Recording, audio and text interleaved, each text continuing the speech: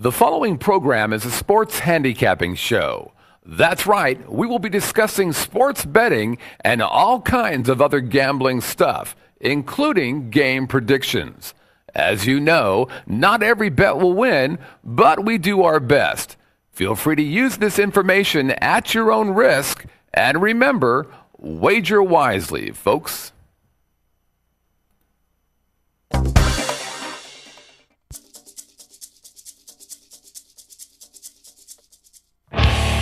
Broadcasting from the Vegas Video Network studios, live from the Las Vegas Strip, Covers.com presents Vegas SportsDay. And now from the sports betting capital of the world, here are your hosts, Teddy and the Professor. It's Wednesday in Sin City, and you are watching Vegas SportsDay, the pulse of the sports betting world. I'm your host, Teddy Covers, joined as always by my esteemed colleague, the Professor, Dave Malinsky. Coming up today, we're going to try to get you to prevent making any cardinal sins on your Final Four wagers this weekend. Yeah, the movie Angels in the Outfield was worthy of some Rotten Tomatoes, but the reality this summer could be worth an Oscar. And when we get to Money Time today, we're going to tell you why a particular setting has us very bullish on a Wednesday night investment. First take on a Wednesday, Dave. What'd you see that you want to share with our viewing audience from last night or maybe something else in the world that intrigued you?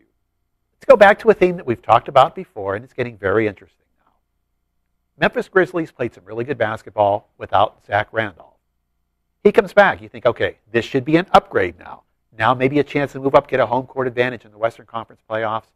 The first 5 games with him in the starting lineup, 1-4 straight up, 0-5 against the spread, and the only straight up win, an ugly close win over a terrible Washington team. So what do? They pull him out of the starting lineup. What happens? 2-0 straight up, 2-0 against the spread. Last night that we watched real closely, we found out Marc Gasol wasn't going to play. So now you're forced to start Randolph again, right? No, even with Gasol out, they didn't start Randolph. He only played 22 minutes. 8 points, 5 rebounds, just a middling performance as a reserve. Look at the guys who did play. Dante Cunningham, he has a double-double. Maurice Spates, he starts at center. He has a big game last night. They're actually playing better team basketball without Randolph. So now the problem going forward, and why we'll watch so closely, how long will he accept that lesser role coming off the bench? That hasn't been his way in the past. He's been a troublemaker just about anywhere that he's been. We're going to watch Memphis real closely. They're playing better without him. Let's see if he upsets that apple cart. Okay, baseball started a few hours ago. Yes. Were you up watching? I was not. But you're going to talk about it anyway. We have to talk about it. The fact that I wasn't up watching. I know we mentioned it a little bit on yesterday's show, but this is a classic. Well, I think we can start to call them Seligisms now because Bud Selig has made enough interesting decisions to piss off baseball fans across the world throughout the course of his seemingly endless tenure as MLB commissioner. And this one's it's just stupid. Here we have the A's and the Mariners, okay? I admit neither one's going to be a playoff team. When we get to the AL West today, we'll explain why neither one likely to be a playoff team. But nonetheless, A's and the Mariners in a meaningful game. They get a 2-game set in Tokyo that starts 3:10 a.m. local time in Oakland and Seattle.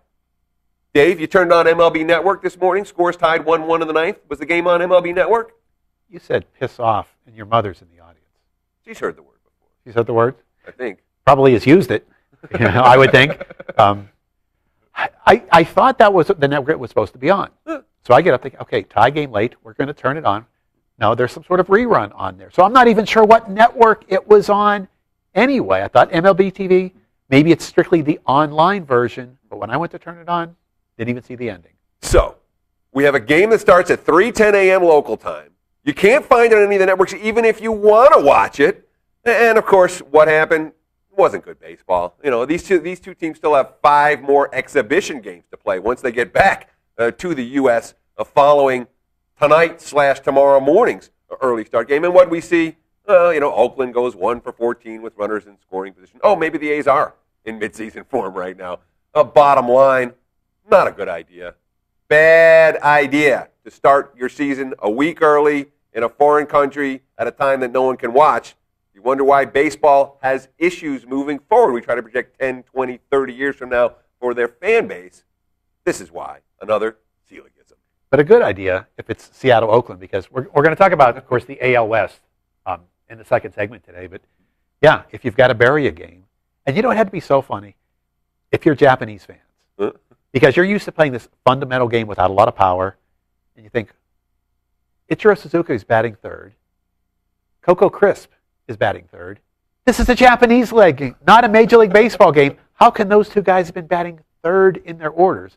Talk about that in segment 2. Absolutely. But for today, we have to start with what we've gotten a flurry of emails on. In fact, no single topic has generated more mail for us this season than what to do with Louisville futures tickets this week. So that becomes a prime topic for the Market Watch segment of today's show. We've had a high volume of emails to sort through. Let's take this one from Aram as one that lays the position out very succinctly so that Dave and I can break it down. Okay. Aram says, let me be real specific here. I have a future bet on Louisville, 50 to win 1,650 to win the tournament. I already blown $200 trying to hedge it last weekend. With Kentucky at minus 485 on the money line for this weekend's game, how can I properly hedge it to where I at least recoup my $200 from lost hedges and my $50 original investment? I've worked out several scenarios, and I've come up with no good answers. In many of these scenarios, I'm actually losing money on what's been a great bet. Unreal. Please advise if anything can be done. Well, Dave, there's a couple of different options that we have to recommend for Aram and the other listeners that and viewers that wrote in about this question. You want to start? Well, first, there are not necessarily any great options because of who they play. Of course, on Saturday, they're going up against Kentucky, the Kentucky money line being kind of prohibitive. Several things come into play here, though. Let's talk about the general concept of hedging. We've done this for special topics in the past. We said at the start of the tournament, you can buy some of these teams with the notion of hedging in mind later on. First question is, do you need to hedge? So we teased about the idea of a cardinal sin at the start of the show. If you don't need to hedge, then you don't. The fact that you could have some of these people saying they've got Louisville plus 40 to 1 or better in their pockets, that's a good bet because you can't find better than 8 to 1 out there anywhere right now. Now, maybe you've already tied up a little bit of some losing tickets that have reduced that 40 to 1 down. But do you need to hedge from a personal standpoint? It's April 1st next week. You got rent coming. You got bills you have to pay. Do you have to do something to consolidate that ticket? If so, we'll explore those strategies. But if you don't need to hedge it and you're sitting on a 40 to 1, your best option this weekend, I mean, spend a few bucks, go buy a Louisville jersey or a pennant, put it on Saturday, root for Louisville. Because that 40 to 1, imagine if you walked into a sports book right now. How much would you bet on Louisville if 40 to 1 was on the board up there? You'd bet it pretty good. Probably more than you already have bet it because you'd be able to see that edge. So if you don't need to hedge, your best option may be just to ride it out. But if you do need to hedge, that's some possibilities.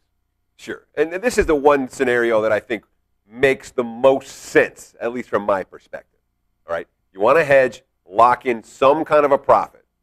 What I would do, you can find Kentucky in the minus 150 range right now to win the whole tournament. You do have to shop to find that price. That price isn't everywhere. Some places it's as high as minus $2 for the Wildcats to win it all. But if you shop around, you should be able to find a minus 150 on Kentucky to win it all.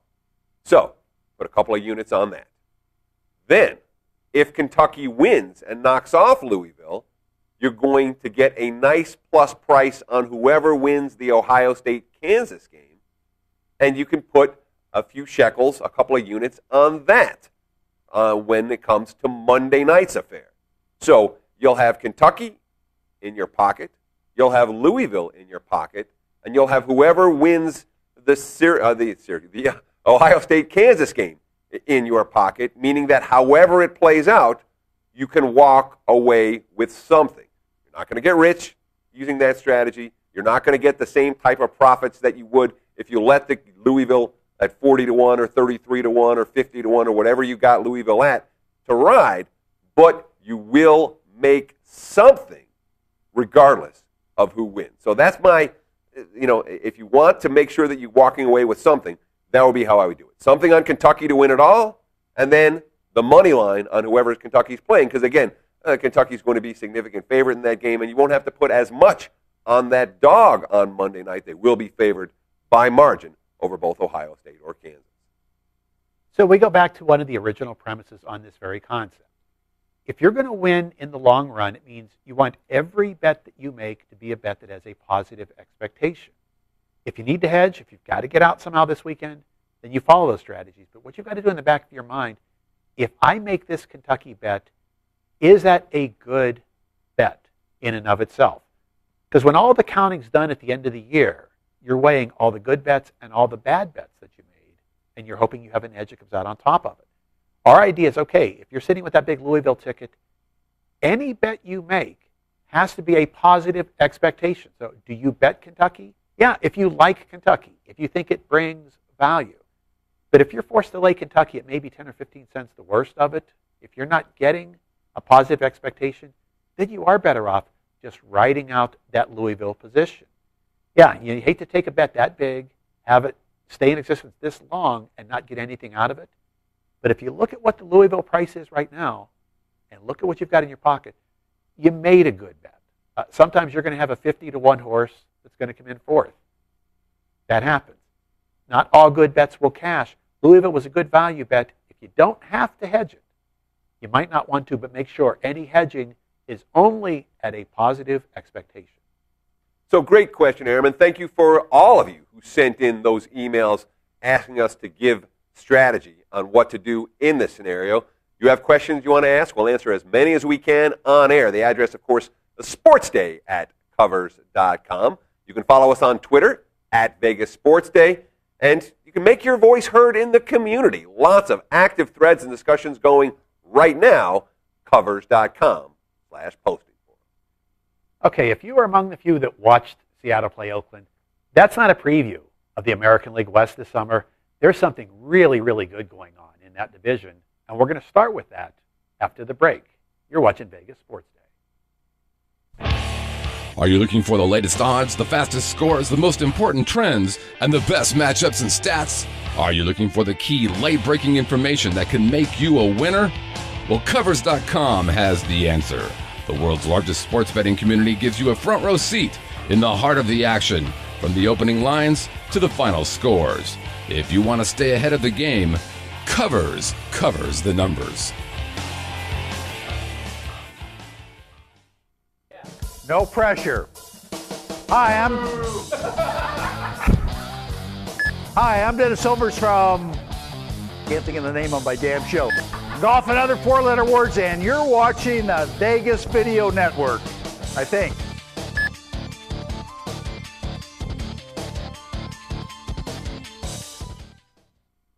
It's AL West preview time. Over the last couple of days, we've already gone through the AL East and the AL Central. We're going to use the same format here for the AL West. So with the chart you're about to see, going to show, or the chart that you're seeing right now, is showing the win totals from last year and the odds to win the division this year. Of course, Texas won 95 games, went to Game 7 of the World Series, and lost. They're plus 115 to win the division in 2012. The Angels are the favorite, even though they finished 9 games behind Texas in the standings last year. They are minus 110 to win the division. Oakland, the A's, won 74 games a year ago. They're 30-1 to win the AL West this year, and frankly, true odds, more like 100-1. Seattle, I don't even know if 100-1 is real. Won 67 games last year, and they are 35-1 to come out of the AL West. It would take some really ugly things happening to Texas or LA for either the A's or the Mariners to be in serious contention in this division in September. Yeah, this is going to be fabulous to watch. Now, if you look at those numbers, there is a slight temptation. There's a way to balance out the Angels and the Rangers to where you get this tiny, tiny plus price that one of those two will win the division. It's not a big return on your investment, but it's better than you're going to get from a CD over 6 months. because there is just a huge gap. Seattle and Oakland are not going to win this division. Probably make an over-under bet if someone would offer it to you that the second-place team in the AL West will finish perhaps 20 games ahead of the third-place team in that division. The gap really is that wide. It's going to be fascinating to watch at the top, though. Rangers and Angels, a dynamite race. One that's going to be fascinating, though, because there's a different pressure this year. With the new wild card format, there are 6 A-level teams in the American League. One of them is not going to make the playoffs. In fact, we can almost make the case with the injuries that the Phillies have, there may be 6 teams in the American League better than any National League team. You take the 3 teams out of the East, the Tigers, and these 2 at the top. So there is that added pressure where, yeah, if you're the Rangers, you don't have to beat the Angels, but you may have to beat the Rays or the Red Sox. We'll start with the Rangers, who were marvelous to watch again last year. If you look at the runs that they scored, despite having key injuries to so many people in their lineup, they're going to score again this year. They're going to play hard again this year. But where we have our first issue is it's a solid 5-man rotation in terms of guys going out there and working innings. But is there an upside? If we compare them to the Angels, talk about Colby Lewis is probably going to get the opening day start. Matt Harrison. These are 2 guys who are going to be good journeymen. They'll eat innings. We don't know about the upside. Darvish, big question mark. Neftali Feliz, he's a question mark. Where we start with the Rangers is that starting rotation. Can the consistency be there? And is there an upside? Can any of them jump up and win 18 games or more? Texas was the 4th most profitable team in baseball to support last year, behind Detroit, Milwaukee, and Arizona. They finished plus 187 in runs. Only the Yankees and the Phillies were better in that department. 85 and 68 to the over, despite having a good pitching staff. That has to do with scoring 855 runs, the 3rd most in baseball behind New York and Boston. They were a great team to lay a run and a half with a season ago. Plus 3290 in terms of units with laying run and a half or taking run and a half. 77 of their 96 wins came by more than 1 run.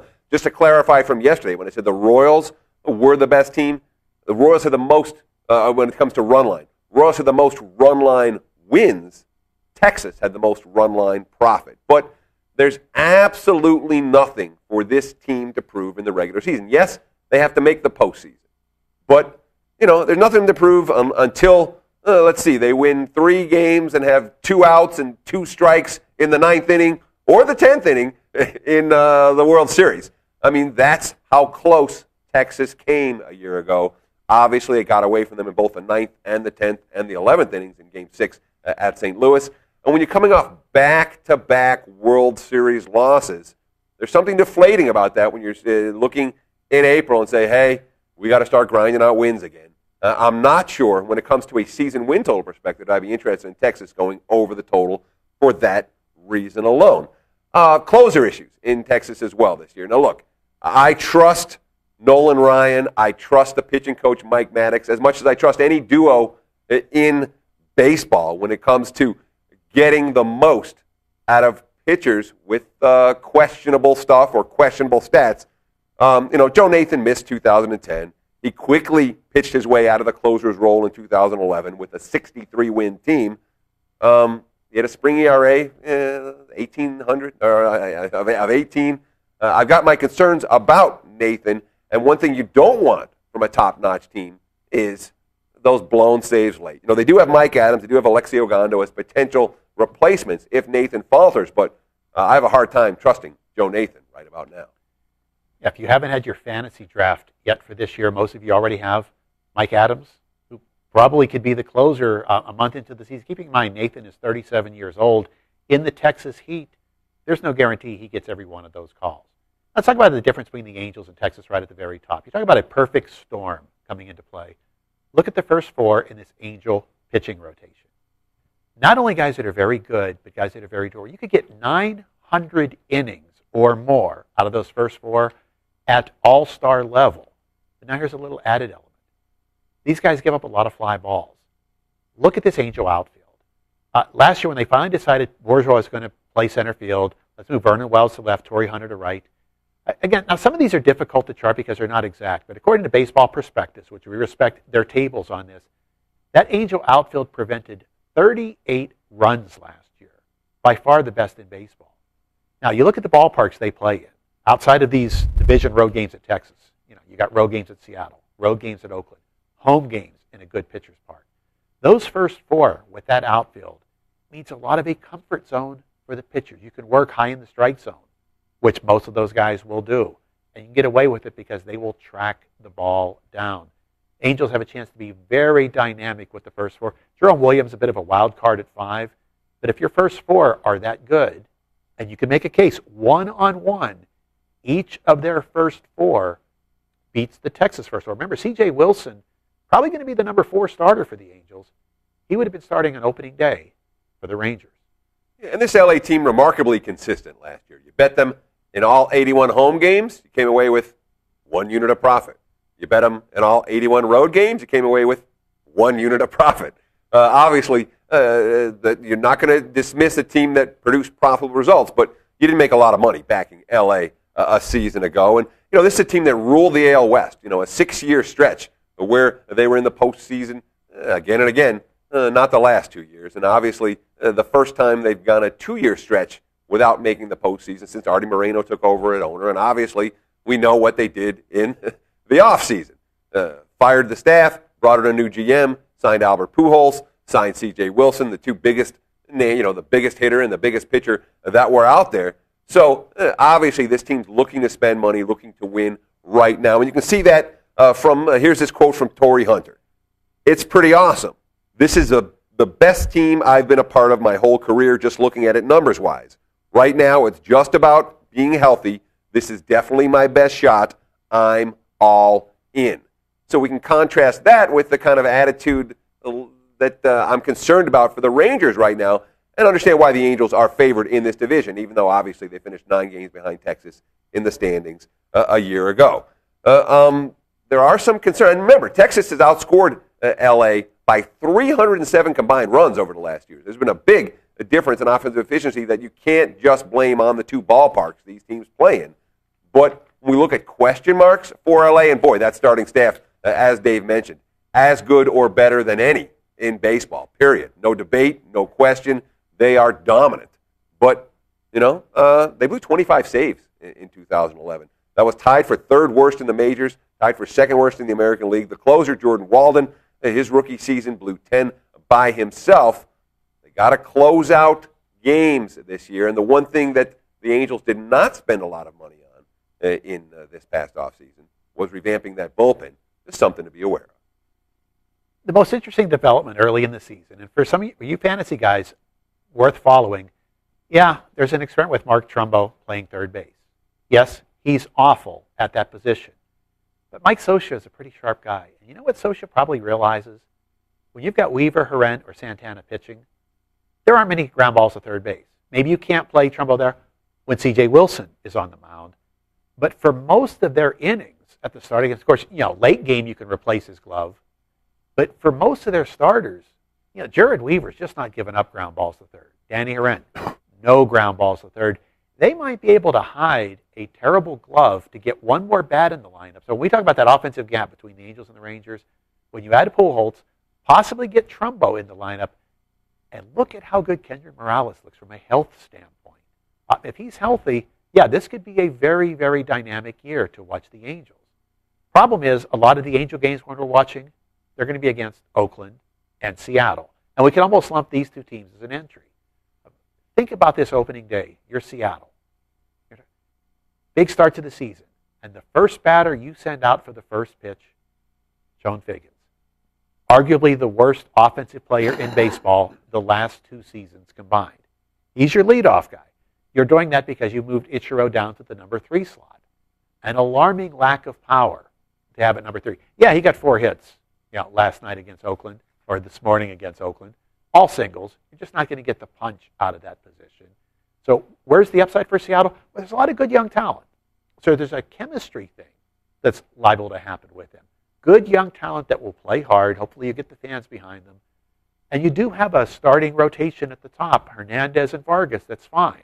The problem is after Hernandez and Vargas, it falls off the table, as does the offense. It's another long season for fans in Seattle. Yeah, the Mariners have been the worst road team in baseball over the last 2 years. Season ago, 28 road wins, fewest in the American League. Only the Astros had fewer in baseball. Stats are going to show 30, but remember that series against the now Miami Marlins that was moved to Seattle because of the U2 concert? Those count as road wins in the standings, but if you paid attention, it's really only 28 road wins for Seattle because they played those 3 games, that series against the Marlins at home.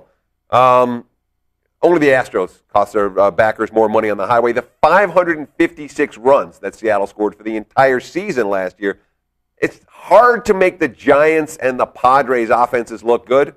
Seattle did. They had more than 60 runs less than those two squad, or than the Twins even, who were the second lowest team in the American League, and that equaled only 70 over bets in 162 games. There could still be value betting Seattle under the total on a game-in, game-out basis this season. And again, 95 losses last year. They had a positive spring, but the bottom line, this is a team with question marks everywhere. This is a team with a considerable lack of punch, as Dave talked about. Nothing behind the front two in the order.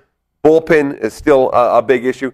There's some young talent at the AAA level. We may see guys like Erasmo Ramirez or Danny Hultzen or James Paxton or Taijuan Walker, all of whom have upside at the minor league level and could get call-ups at some point this season.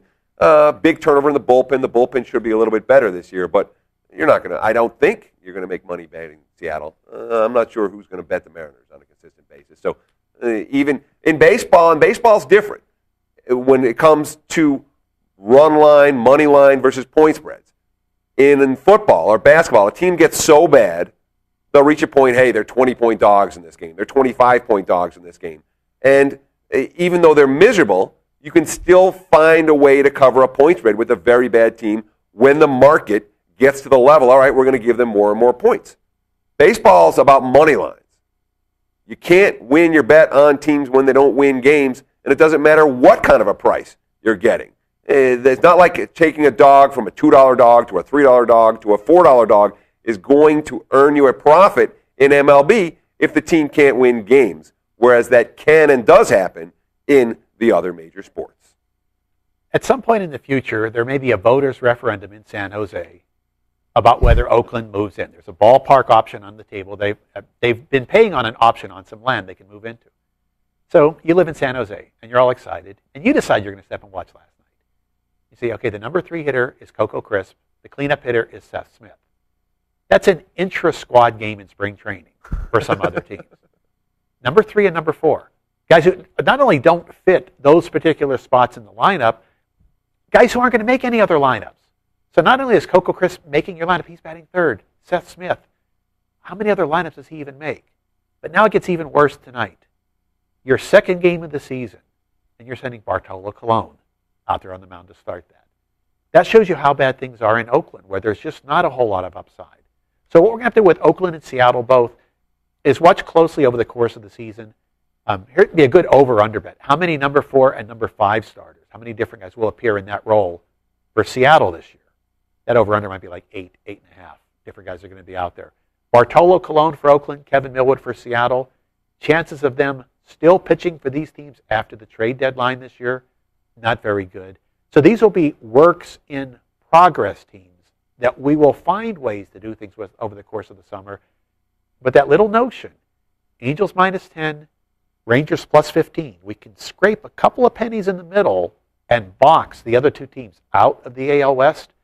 If you're sitting on a nice pile of cash, that's actually not a bad bet to make for the next 6 months.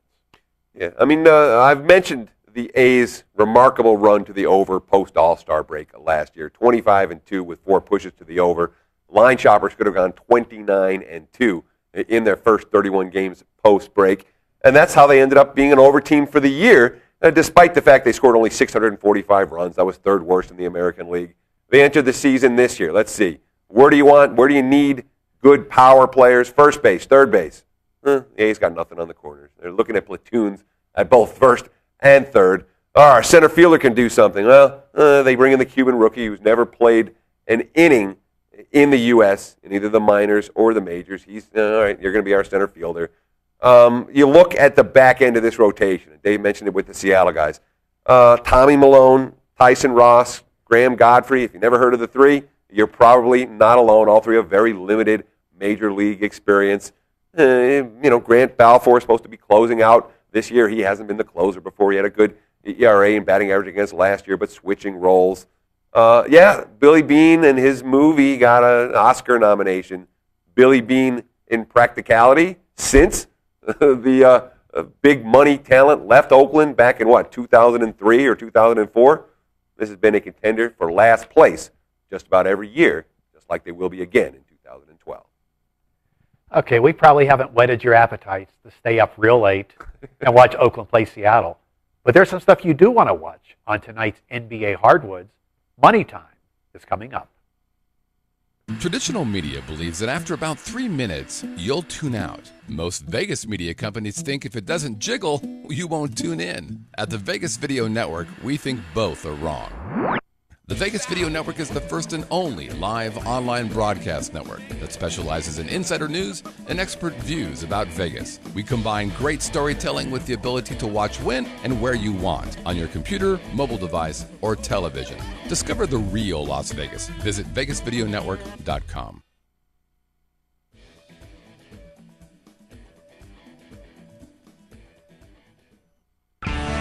Livestream is your premier place to watch live events on the web, mobile devices, and connected TVs. See new events daily or broadcast your own at livestream.com. Livestream. Be there. So as Dave alluded a few moments ago, my mom's in the studio audience today. No mama today? And for my mom, I have to give her a special, extra rowdy money time.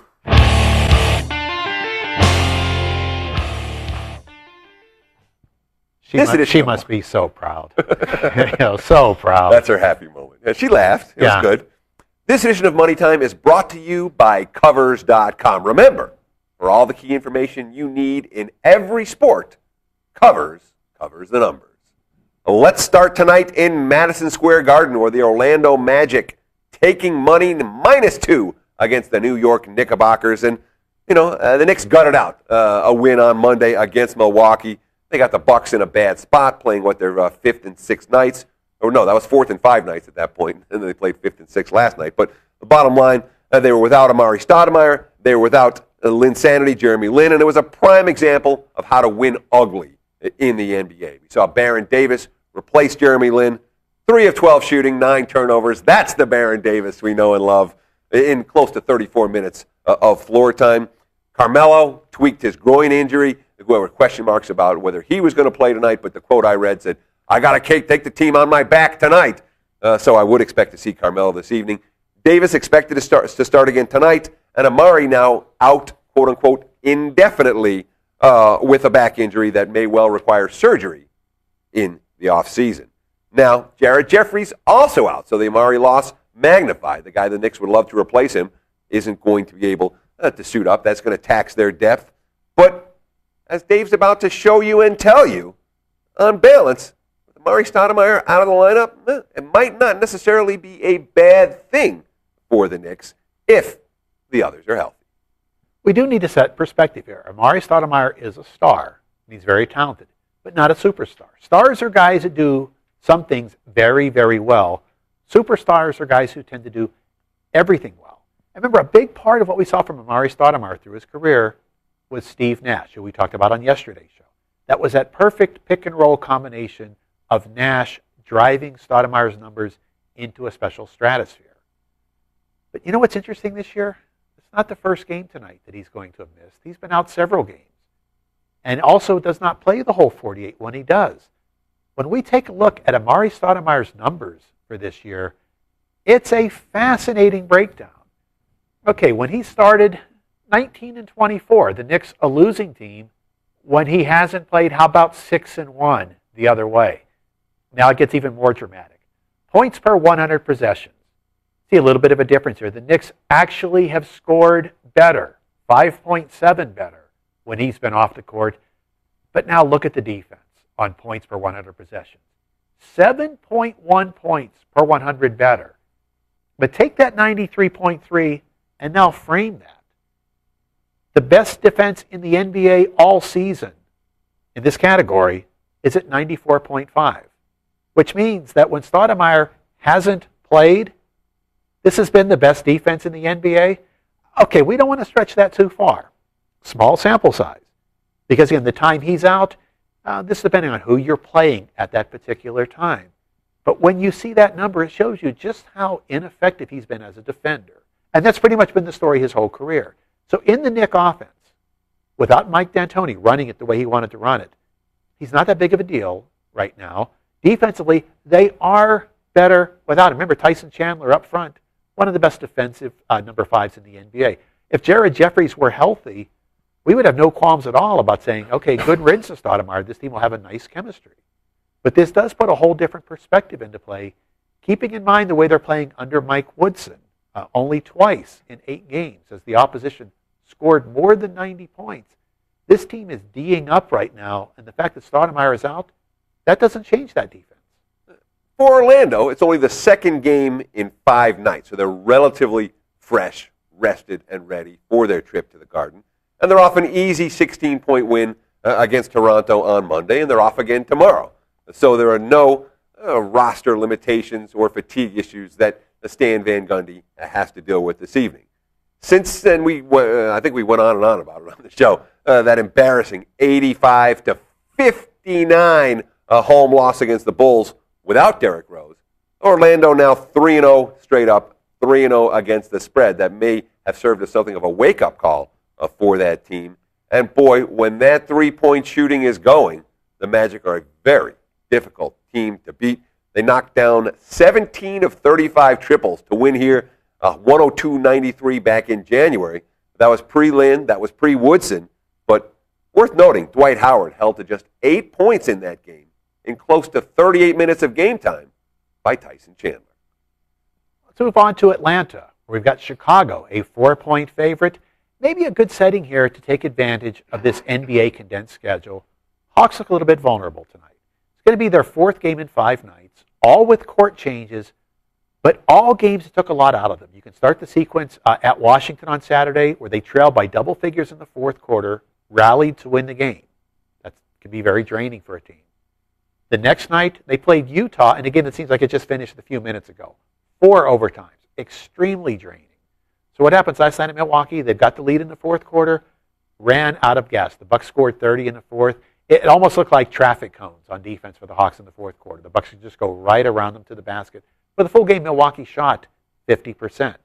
So if you're already that gassed and you've got to travel one more time, and you had multiple starters go more than 37 minutes last night, yeah, it's tough to return home, but even tougher because tonight you might be in the wrong place at the wrong time for what Chicago may bring.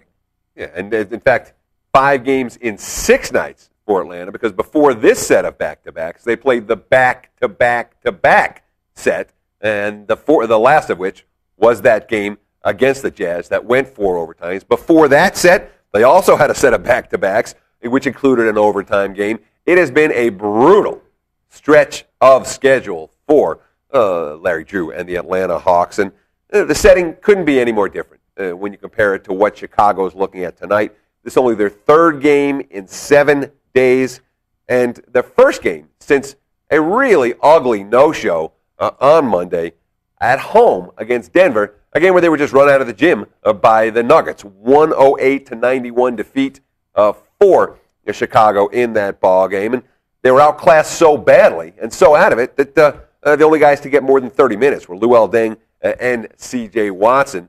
Tom Thibodeau emptied the bench early on that particular evening. Now, the question is, can we expect Thibodeau and a team to play with pride off the loss? We talked about this with Miami earlier in the week, and the Heat, not so much. They're kind of wearing down and not showing that same level of intensity. Now, that doesn't look like they're going to be able to catch Chicago for that number 1 seed in the East. With the Bulls, well, they brought pretty darn good focus off of every loss. In fact, it's been 83 games since Chicago has lost back-to-back contests. And you look at the numbers since the All-Star break back in 2011, 13-0 straight up, 10-3 against the spread coming off a loss, and 2 of those 3 point spread losses have come in the role of double-digit favorites against weaker opposition. So that's pretty good. And when you're talking about the 10-0 straight up and 2 of the 3 ATS failures as big game chalk and games they had in command, yeah, Chicago, I think we might do something with them. We should bet this. I think we might. What do you say? Let's bet it. Okay. Play of the day time for Wednesday. We're going to take the Chicago Bulls. We saw some early Chicago money. We've seen some later Atlanta money. You can find the Bulls at -4 right now against the Hawks. I think that's a bargain. So does Dave. Hence, Chicago -4 as the Vegas Sports Day play of the day. And that's going to wrap it up for the Wednesday edition. Thank you so much for taking time out of your busy day to spend with us. For Malinsky, I'm Savransky. Enjoy the games and good luck. We'll see you again tomorrow.